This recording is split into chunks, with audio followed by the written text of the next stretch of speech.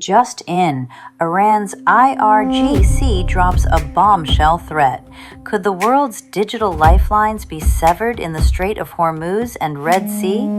This is Penny L.A. Shepherd for Awake Nation News with your 10-minute deep dive into the brink. Imagine this. Your morning bank transfer, the lightning-fast stock trade executing across continents, the seamless cloud sync powering your business, the global video call connecting families or deal makers, all of it flowing not through some invisible satellite cloud, but through fragile glass fibers buried just 1 to 2 meters under the seabed in some of the planet's most contested waters. On March 28, 2026, Iran's Islamic Revolutionary Guard Corps, IRGC, issued a stark warning. Critical infrastructure in Hormuz and Red Sea will not be spared if aggression continues. This comes amid escalating tensions, with the IRGC already declaring the Strait of Hormuz effectively closed to ships linked to U.S. or Israeli allies, turning back vessels and raising the specter of broader disruption. No cables have been cut, yet, but the threat alone is sending shockwaves through global finance, tech, and connectivity. Google, Meta, and major operators have already activated contingency rerouting plans. The question everyone's asking, is this asymmetric signaling, a high-stakes bluff, or the opening salvo in a new kind of hybrid warfare where data flows become as vulnerable as oil tankers? The hidden backbone of the global internet. Here's the jaw-dropping reality most people overlook. 95 to 99% of international internet traffic travels via undersea fiber optic cables, not satellites. Satellites handle a tiny fraction, useful for remote areas or redundancy, but nowhere near the capacity or low latency demands of modern digital commerce. These cables are thin strands of glass fiber carrying terabits of data per second, enabling everything from swift bank transfers and high-frequency trading to AI training data, streaming, and cloud computing. In the Strait of Hormuz, a narrow 39-kilometer choke point between Iran and Oman, and the Red Sea, multiple major cables converge. Hormuz Corridor, Falcon, Gulf Bridge International, Europe-India Gateway, EIG, CME 6, AAE1, Flag, and others. Red Sea routes, EIG, AAE1, CCOM, SMW4/5/6, IMEWE, 2 Africa Pearls, and regional branches.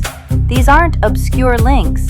They form the digital arteries connecting Asia, Europe, the Middle East, and Africa.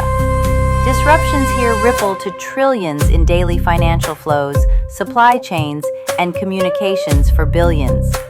The same shallow waters, often just 60 to 200 feet deep in parts, that carry approximately 20% of the world's oil, approximately 17 to 20% of LNG, significant petrochemicals, fertilizers, and even 1/3 of global helium, critical for semiconductors and medical tech, also carry the vast majority of intercontinental data. One narrow choke point, oil, gas, helium, chips, food security, and internet traffic. This convergence is unprecedented in scale and risk. Historical precedents, when cables go dark. This isn't hypothetical. Past incidents show how fragile the system is.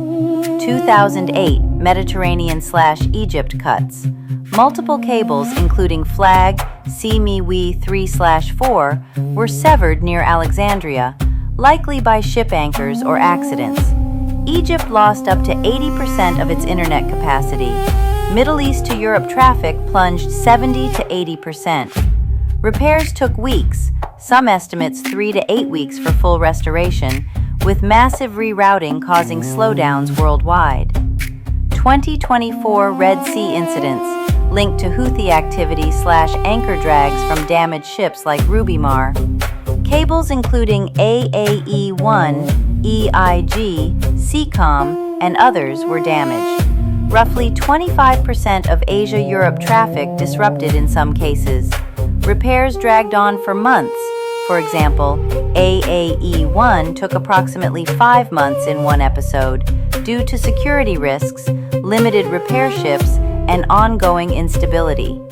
Internet degraded across the Middle East, South Asia, and beyond. Slower speeds, higher latency, but no total blackout thanks to rerouting. Accidental or collateral damage already causes real pain. A deliberate, state-sponsored cut at scale would be orders of magnitude worse. But it's never happened precisely because it's mutually assured disruption. Iran itself relies on these cables for connectivity, and confirmed sabotage would invite swift naval retaliation from US, UK, and French forces already positioned in the region. Repair ships couldn't safely operate in a hot war zone, potentially leaving outages lingering. Why the threat itself is the real weapon. Even without a single fiber severed, the damage is mounting. Rerouting friction, operators shift traffic to longer, costlier alternative paths, for example, terrestrial bypasses or other ocean routes, increasing latency and expenses. Insurance repricing. Cable projects and operators face skyrocketing premiums in contested waters. Contingency planning overload. Financial institutions, cloud providers, and multinationals are stress testing scenarios they barely considered weeks ago. Sub-40 millisecond latency between Asian and European markets is suddenly at risk. Broader economic drag. Higher costs cascade into everything from e-commerce to AI data centers in the Gulf. For example, Stargate UAE AWS/Google facilities. This is classic hybrid warfare. Create uncertainty, force defensive spending, erode confidence, all while Iran maintains plausible deniability and leverages its geographic chokehold. Houthis have previously been linked or suspected in Red Sea cable issues, adding another proxy layer. Nuances matter.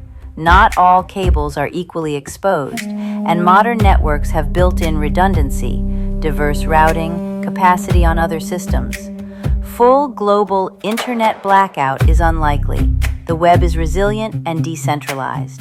But regional degradations, slower speeds in Europe, Asia, Africa corridors, higher costs for latency-sensitive finance/trading could hit hard, especially if both Hormuz and Red Sea are simultaneously stressed.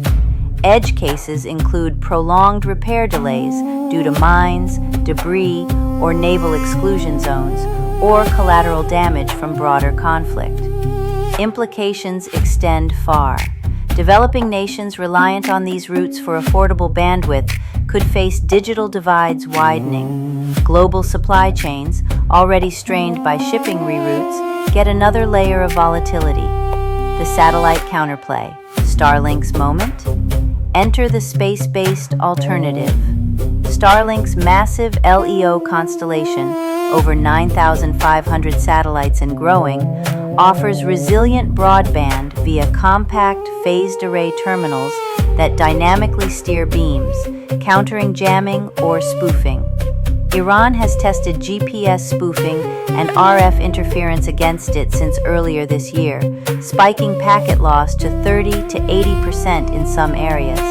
But SpaceX countered with firmware updates and beamforming, restoring usable performance. The arms race continues, but satellite tech is adapting fast. Starlink Maritime is already on tankers rerouting around hotspots, delivering 100 to 220 megabits per second at 20 to 40 milliseconds latency, a lifeline when undersea routes falter. Meanwhile, reports swirl of SpaceX preparing an IPO filing imminently, potentially this week per recent coverage, with ambitious valuations discussed in the hundreds of billions to over $1 trillion range in some projections. Timing couldn't be more striking. As undersea vulnerabilities spotlight the limits of cables, Satellite constellations gain strategic shine. Discussions around Starlink approvals, for example, in India via high-level channels, add another dimension, diversifying connectivity away from single choke points. Satellites won't replace cables anytime soon. Capacity and cost gaps remain huge, but they provide critical redundancy in crises. Long-term, this could accelerate investment in multi-orbit systems, mesh networks, and hybrid architectures. Broader geopolitical and economic convergence. The Strait of Hormuz isn't just a shipping lane, it's a multi-domain nexus. Disruptions there amplify energy shocks, oil/LNG price spikes already rippling globally, commodity crunches, helium for chips, fertilizers for food, and now digital risks. Markets haven't fully priced this everything choke point convergence. Energy inflation plus data friction plus supply chain chaos could compound into stagflationary pressures or force rapid diversification. For example, more pipelines, alternative cable routes, accelerated satellite deployment. From multiple angles. Strategic. Iran wields geography as leverage in asymmetric conflict. Low-cost signaling versus high-cost Western responses. Economic. Short-term pain for rerouting/insurance, long-term boon for resilient tech like LEO sats and diversified infrastructure. Technological. Exposes over-reliance on legacy undersea systems, pushes innovation in quantum-secure comms, mesh networks, or even aerial alternatives. Human/edge cases. Remote or conflict-adjacent regions suffer most from latency spikes. Financial markets could see volatility from perceived risks, even without actual cuts. Ethical/geopolitical nuances. Retaliation risks escalation. Accidental versus intentional damage blurs lines. Related considerations. Repair capacity is limited. Few specialized ships worldwide. International law on cable protection exists, but enforcement is tricky in war zones. Climate/tech trends. Rising data demand from AI make vulnerabilities more acute. In the end, this threat underscores a profound truth. Our hyper-connected world rests on surprisingly physical, vulnerable foundations. The convergence of energy, data, and strategic choke points in one narrow stretch of water demands rethinking resilience. From diversified routes and satellite backups to international norms protecting critical infrastructure. Whether this remains a bluff or escalates, the global digital plumbing just got a very public stress test. The market, policymakers, and technologists are watching closely and adapting in real time. This is Penny L.A. Shepherd for Awake Nation News, and this has been your 10-minute dive into the brink. Stay vigilant. In an era of hybrid threats, the next disruption might not make headlines until it's already slowing your feed.